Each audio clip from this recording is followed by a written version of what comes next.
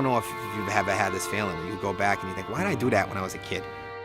You know, what went through those young men's minds during the course of that night, you know, each individually, I'm not even sure that they could tell you themselves now exactly what went through their minds.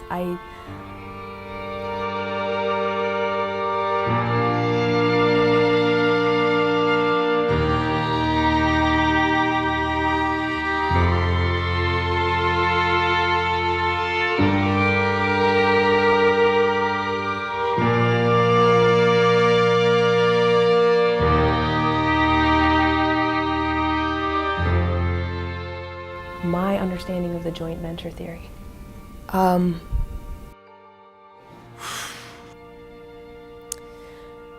Well, so the joint venture theory is...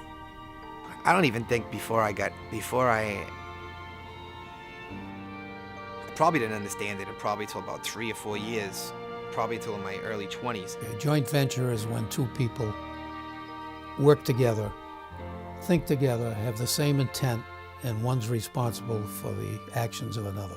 You know, I'm like, well, I'm not guilty of that because this is what it says and that's not what happened. The law was quite clear. If you're found guilty of felony murder at the time that case was tried, and you knew, even if you didn't possess the dangerous weapon, that one of your friends had a dangerous weapon and it could be used for that purpose, then you could be convicted of first-degree murder. That's what the jury came back with. They weren't wrong. The classic joint venture theory is a group of people get together. We get together and we decide we're going to rob a bank. You have to share the same mental intent and you have to have like some sort of prearranged plan to do this. And one of us is going to carry a gun and somebody else is going to go into the bank and is going to empty out the vaults.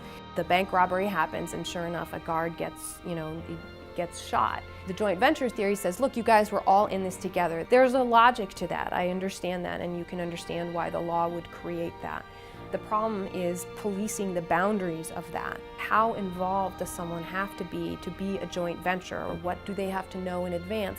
What do they have to have agreed upon in advance? What do they have to have understood about what the scope of possible crimes was going to be? The robbery, in this particular case, can satisfy the necessity of malice, which is a necessary element of murder. Where does this punch come from? You know, I think about that a lot. Certainly the facts of the encounter between Joe and the two students from MIT, I don't think anybody disputes that that was a chance meeting. So there can't have been a plan as to what was going to happen with those young men that they encountered. So, you know, should the joint venture theory apply in that case? I think I personally think that that's tough.